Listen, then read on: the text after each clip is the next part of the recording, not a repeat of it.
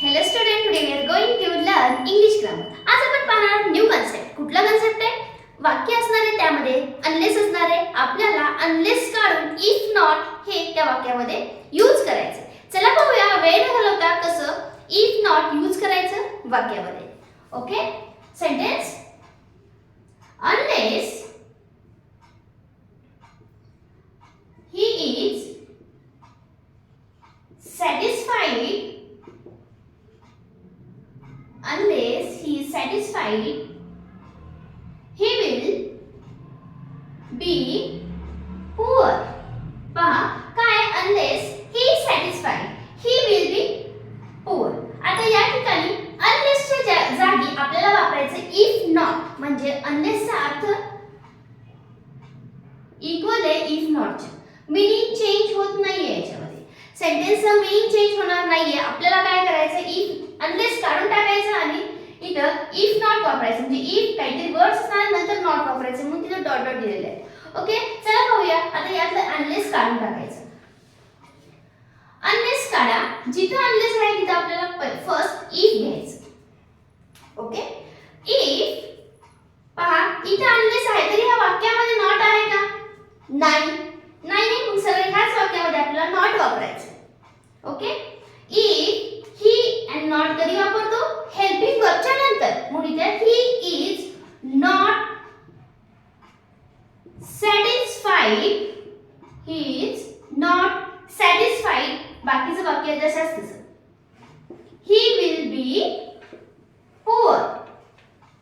If he is not satisfied, he will be poor. म्हणजे not आणि if हे कशासाठी वापरलं आपण? अनलेस. मीनिंग बदललं नाहीये सेंटेन्स. सेंटेन्सचं मीनिंग चेंज झालं नाही. If he is not satisfied, he will be poor. जर याच्यामध्ये नॉट असलं असेल तर मग थोडंसं वेगळं येणार आहे. ओके, त्यामुळे वाक्य पहा कसं आहे, फक्त अनलेस आहे, ह्याच्यात नॉट नाहीये. Unless he is satisfied, he will be poor.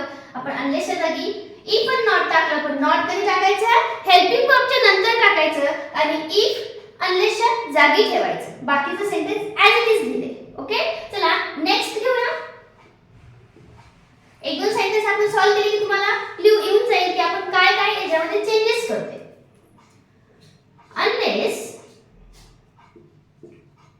there is water, unless there is water, all living thing will die. Okay, पहा काय सांगितलंय? unless there is water. जर पाणीच नसलं तर ऑल लिव्हिंग थिंग विल डाय. तर सगळ्या जे काही सजीव सृष्टी आहे ती कशी होणार आहे? डाय, म्हणजे मरणार आहे. असं पाणीच नसेल तर जगल कोण? या ठिकाणी आपल्याला हेच करायचंय. इथं अनलेस आहे, याच ठिकाणी इफ ठेवूया. अनलेस काढून टाकलं, त्या ठिकाणी इफ ठेवलं. बाकीचं देअर काय सांगितलं? आपल्याला नॉट पण वापरायचे, कारण अनलेसचा अर्थ असतो if not.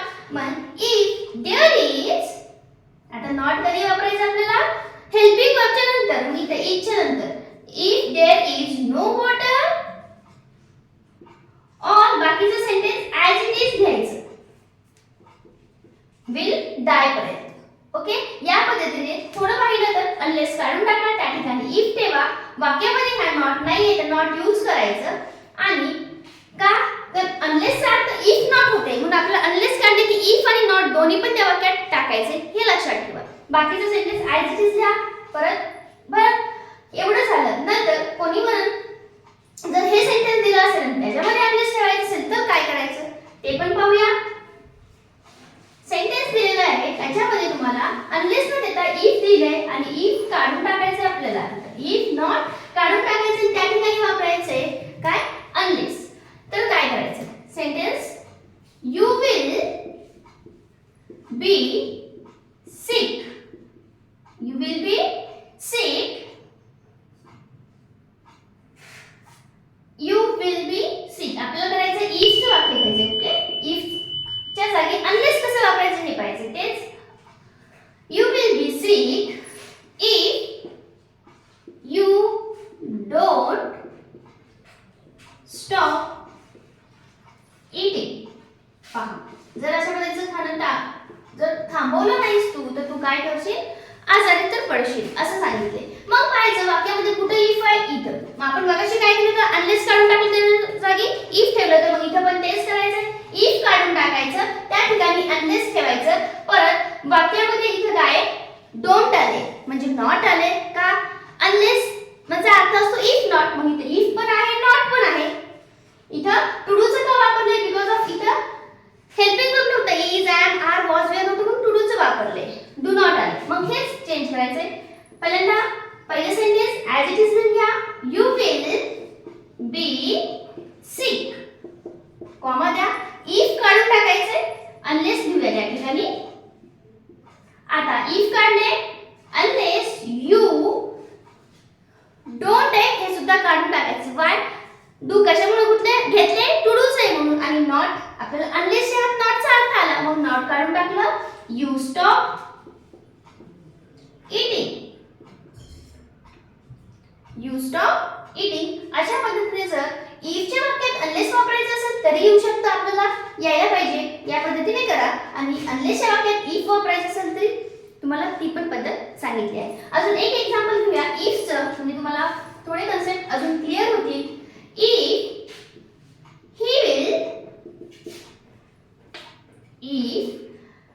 he okay, if इथे चालेल ना, प्लीज नॉट घ्यायचे कारण आपल्याला अनलेस वापरायचे. इफ ही वॉजंट, मगाशी डोंट होतं आता वॉजंट आले, very ill, he would be at work. आता पहा काय करायचं, कसं दिलंय कसं sentence.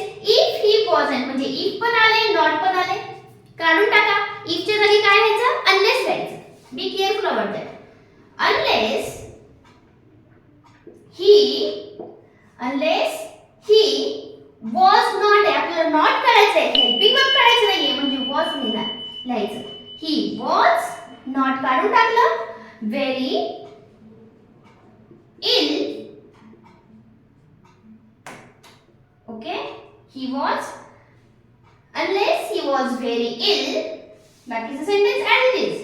He would be at work. पहा काय केले, तुम्हाला वाटत असेल डू नॉट दोन्ही काढायचे नाही, या ठिकाणी हेल्पिंग वर्ब नव्हतं त्यामुळे इथे डू नॉट वापरलेले, कारण डू सांगतोय की आपलं वर्ब कशात आहे, फर्स्ट फॉर्म मध्ये. तसं इथं नाहीये, इथं वॉज हेल्पिंग वर्ब आले, वॉज नॉट नाही काढायचं, फक्त नॉट काढायचं. इफ काढायचं नॉट काढायचं, त्या दोघांचा अर्थ अनलेस ने कव्हर करतोय. अनलेस ही वॉज नॉट काढले कारण ह्याचा अर्थ काय होतो, वॉजंट म्हणजेच वॉज नॉट.